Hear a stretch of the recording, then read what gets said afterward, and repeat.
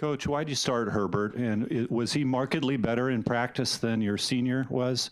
And just some reflection on how this guy did. Did he sort of put him into a firestorm here a little bit? I mean, that firestorm term obviously is relative, but I thought he prepared great last week. And the biggest thing, our team needed a spark. Not only our offense needed a spark, but the team needed a spark. And two guys that handled it great were Justin Herbert and Dakota Prukop. And Dakota should get a lot of credit for that, of how he handled it. And from the word go last Monday, the team knew exactly what we were doing, and it showed. We prepared very well starting on that Monday, and you know, other, like we were just talking about, other than the first throw, there's obviously a million things that you'll coach up going forward. The first throw, the biggest thing he didn't do was trust himself, which is very common for a young guy.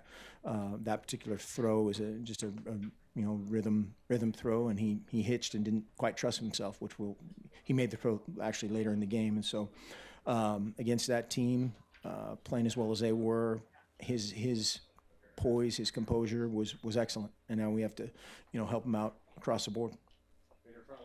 Do you feel comfortable going with Herbert going forward, or are you going to reassess in the off week? Well, we'll always you know, reassess and compete, but I would see that going forward, yes, as I sit here right now.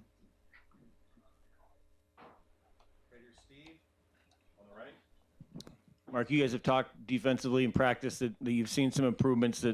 What are you seeing on Saturdays that isn't carrying over, or is it just what's kind of the difference between practice and what's happening on Saturdays? Well, certainly the you know, the chess piece versus the chess piece is different as a scout team versus a you know, a top 5 team right now that Washington is, and you know, there were some fit problems obviously on the power play multiple times, which is something that we've been hammering since the first week when we kind of got hit with it. And so again, it's just total commitment to what we're doing. And we had some times where we had a couple pressures called that we didn't execute appropriately or properly, and we've got to coach it up better.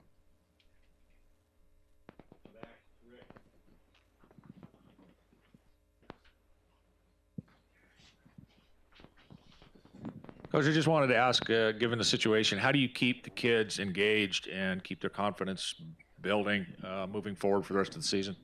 We treat them exactly the same after a win or a loss, and we keep coaching them, we keep loving them, we keep, you know, focusing on the future. We're very honest with them. Again, when we sit down and we assess what's going on, we take responsibility for what we should as coaches, and you know, they do the same as players. Coach, do you think there are some changes afoot that you need to make, or are you just going to try to refine what you're doing and execute those things? Both. You know, I think, you know, there's certainly schematic things, principles things as far as what we're doing and will do going forward. And you know, part of it is, communication, refining all those things. Charles Nelson. Yeah, Charles Nelson's on the other side of the glass. Right here on the right. Mark, if Herbert were to go down, say in the next game, would you give Terry Wilson a shot, or would you roll with Prukop as the backup? Prukop, yeah. We're going to try to redshirt Terry at this point. Offensive line, besides maybe. Mark Brady said he stopped and kind of took a look at the scoreboard, and it's one he's going to remember for a long time. How do you kind of, is this different than a normal loss, or is this one that is kind of unsettling given, you know, who you were playing and the score? Absolutely. It's different than a normal loss, no question. Tyson in the middle. Were you guys just giving Royce a breather there, or was he? He was unavailable for a time. Yeah, we had several skill guys that were unavailable. Warren on the right. Mark, on a loss like this, how do you go about dissecting what was good and what was bad, and are you going to try to find the good things, or what do you do with the film, something like this?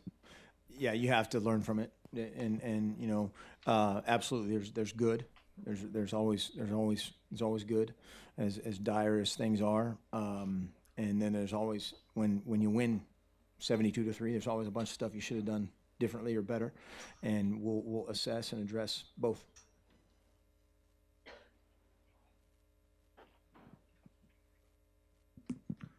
Mark, you're 2-4. You need to go 4-2 just to be bowl eligible. Is this a rebuilding job now with Herbert moving forward and playing a lot of younger players?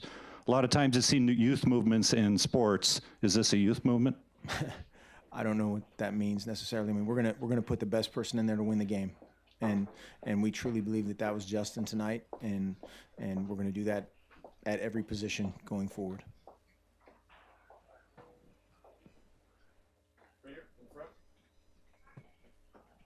At this point of the season, how do you sort of reassess the goals and what you want to see on a day-to-day level and a game-to-game level and in a big picture level? Yeah, we never really talk about winning. We talk about process and improvement and better, and that you know, at some point will show up on the scoreboard, and it's been a rough go of it right now. Certainly there's individuals that you know that impacts differently than others, and we know that. But our number one goal is to improve and to get better. Mark, you always in the past have talked about making sure that your team's not listening to outside noise. A lot of time that was hype and good stuff. In this situation, when you know the outside noise will be different, how do you handle that, making sure that your team doesn't, do you make sure they don't listen to it, or? It's pretty similar. You know, whether it's the same person that tells you you're the greatest player ever in the history of the world, smartest coach ever in the history of the world is the same person that, you know, is going to, go the opposite direction. They're the exact same person, and that's where we have to stick together and be, again, very honest with one another as we assess coaches, players, everybody in this deal, what's going on. And we're the only people that can solve it. Tyson? Not having Wednesday? I mean, I can talk pretty loud. I know you praised the way Dakota handled himself this week. Just how hard of a conversation was that to have, considering, you know, what he gave up coming here and just, you know, how things have gone? Just what was that conversation like? Yeah, I mean, you can imagine how difficult that was, and that's something again that we know these guys are people. These guys are young men.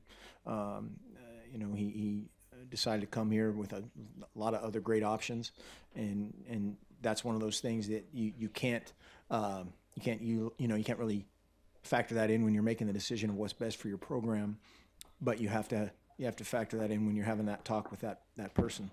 And so, sure, that those things aren't necessarily fun or enjoyable, but they're what's best.